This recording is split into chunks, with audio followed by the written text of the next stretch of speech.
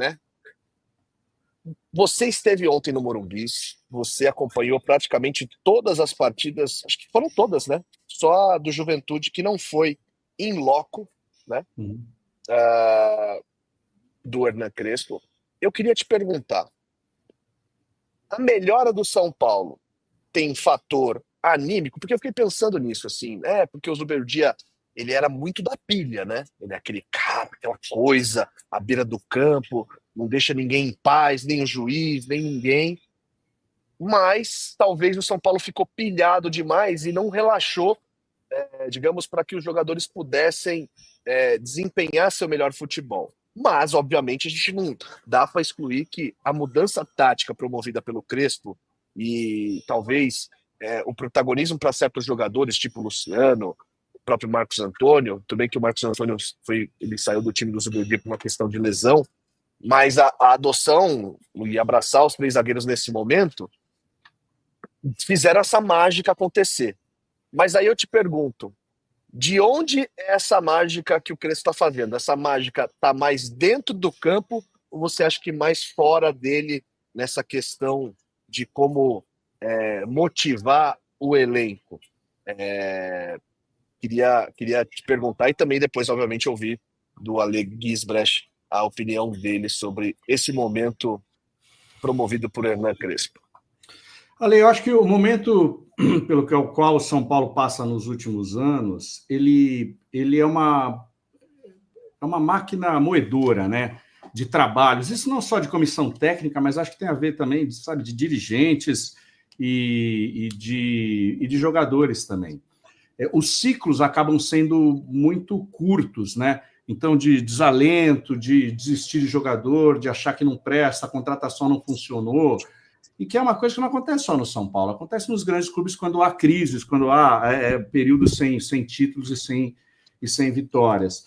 Eu acho que o Zubeldia, assim, é como se fosse a nossa máquina aqui, o computador, que tivesse com um monte de coisa aberta e ele tivesse travando, sabe, desgastado, não funcionando bem. O Crespo chegou e, aproveitando a parada da Copa do Mundo de clubes, onde não houve jogos, né, é como se fosse um reset, sabe? O Alt Ctrl Del para ligar de novo e organizar as coisas na tua área de trabalho e tal. Eu acho que foi isso um pouco que aconteceu. E, claro, evidentemente que não é só que esse reset vem acompanhado de ideias novas, né?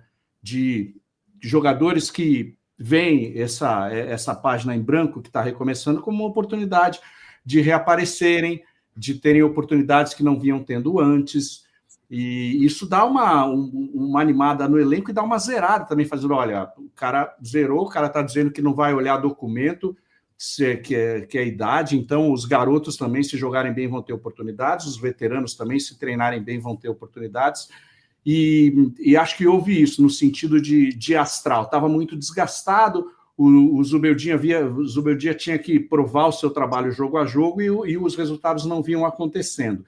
E o final foi muito melancólico com aquela derrota de 3-1 para o Vasco. O Crespo saiu do São Paulo com um pouco desgaste com a torcida, embora houvesse ali, no final, resultados que não eram satisfatórios, mas ele tinha a simpatia dos torcedores, né?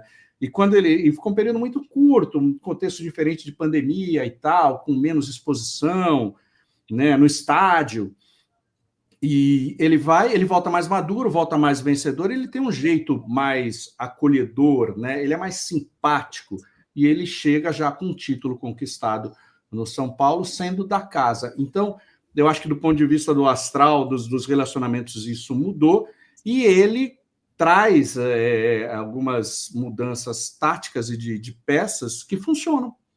Os três zagueiros, que são o nome desse canal, né? E com que os São Paulinos gostam bastante desse esquema.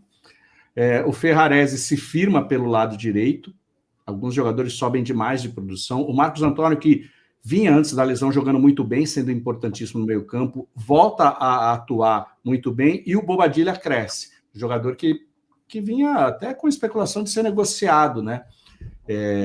Ao mesmo tempo, ele enfrenta isso com jogadores que são mais operários, né? Menos estrelas, começam a corresponder e a fazer com que o São Paulo jogue coletivamente melhor do que quando tinha suas estrelas, Caleri, Lucas e Oscar.